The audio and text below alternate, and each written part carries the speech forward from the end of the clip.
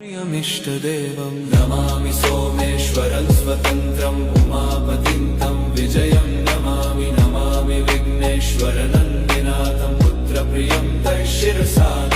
नमामि देवं भवदुःखशोकविनाशनं चन्द्रधरं नमामि नमामि गङ्गाधरमीशमीड्यमुमाधगं देववरं नमामि नमाम्यजादिशपुरन्दरादिसुरासुरैरचितपादपद्मं